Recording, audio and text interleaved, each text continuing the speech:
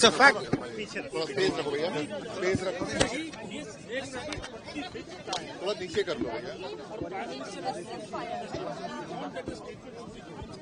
How can prime minister give a statement? क्या prime minister क्या बोलेंगे कि ट्रंप ने करवाया है?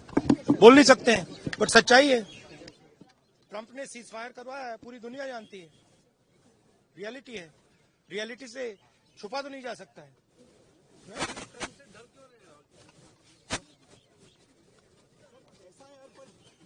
तो और ये सिर्फ सीज फायर की बात नहीं है, बहुत बड़े प्रॉब्लम्स हैं जो हम डिस्कस करना चाहते हैं। डिफेंस के प्रॉब्लम्स हैं, डिफेंस इंडस्ट्री के प्रॉब्लम्स हैं, ऑपरेशन सिंदूर के प्रॉब्लम्स हैं। हालात अच्छी नहीं है, पूरा देश जानता है। जो अपने आप को देशभक्त कहते हैं वो भग गए, राइट? प्राइम मिनिस्टर एक स्टेटमेंट नहीं दे पा रहे हैं। ट्रंप ने कितनी बार बोला है? 25 बार बोला है। ट्रंप ने 25 बार बोला है कि मैंने सीज फायर करवाया। ट्रंप कौन होता है सीज फायर कराने का? उसका काम थोड़ी है। मगर प्रधानमंत्री ने एक बार जवाब नहीं दिया। सच्चाई है, छुप नहीं सकते। सर, कोई बिड्स गवर्नमेंट की तरफ से किए गए? नहीं, देखो डिस्कशन तो होगा, डिस्कशन एक्सेप्ट किया है, पता नहीं कब करेंगे। उन्होंने कहा है कि प्राइम मिनिस्टर के वापस आने से करेंगे, तो वो तो डिस्कशन होगा। अब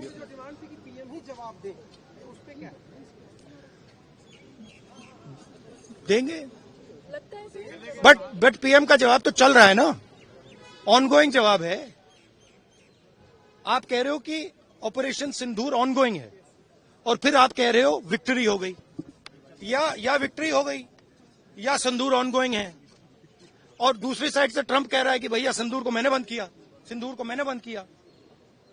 25 बार बोला है, तो कुछ ना कुछ तो दाल में काला है ना। सर, फॉरेन पॉलिसी आपको नहीं लगता? क्योंकि फॉरेन पॉलिसी आपको नहीं लगता सर? क्योंकि हमारे यहाँ जब हम ये बात पूरे वर्ल्ड में रखने गए, फोरम पे गए, कई जो देश है उनको गिनती पे गिना जा सकता जो हमारे साथ है, लेकिन नहीं, गिनती पे भी नहीं गिना जा सकता। किसने सपोर्ट किया?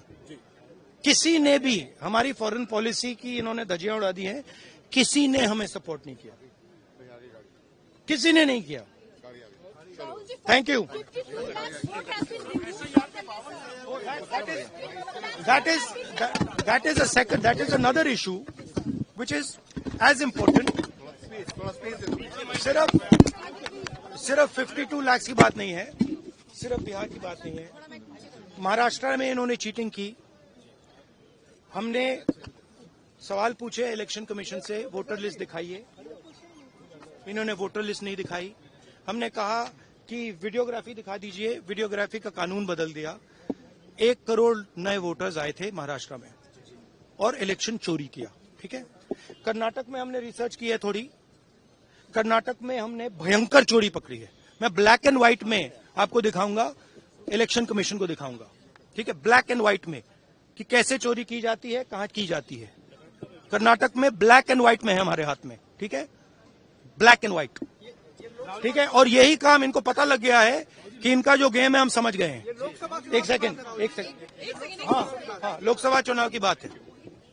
हमने एक कंस्टिट्यूएंसी चुनी, वहां पे हमने डीप डाइव किया। क्योंकि प्रॉब्लम क्या है, ये वोटर लिस्ट देते हैं पेपर में, और पेपर की जब वोटर लिस्ट आती है उसको एनालाइज किया नहीं जा सकता। तो एक कंस्टिट्यूएंसी ने हमने पूरी की पूरी वोटर लिस्ट ली, उसको डिजिटल फॉर्मेट किया।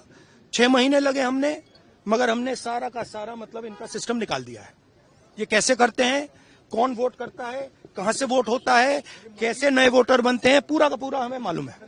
चोरी का फॉर्मेट बदल दिया इन्होंने। नहीं, अब इनको समझ आ गई बात। ठीक है, और अब इन्होंने क्या किया है कि अब हम बिहार का पूरा सिस्टम नए तरीके से करेंगे, वोटर डिलीट करेंगे और नए तरीके से वोटर लिस्ट लाएंगे। हिंदुस्तान में इलेक्शन चोरी किए जा रहे हैं, ये रियलिटी है हिंदुस्तान की। Thank you very much.